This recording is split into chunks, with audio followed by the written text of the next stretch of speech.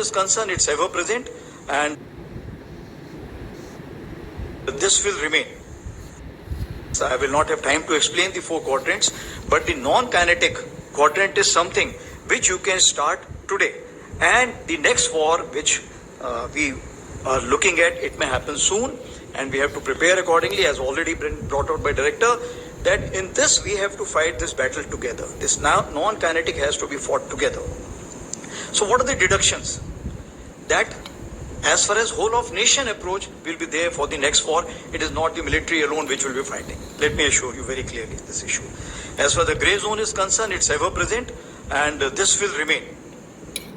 So I will not have time to explain the four quadrants, but the non-kinetic quadrant is something which you can start today.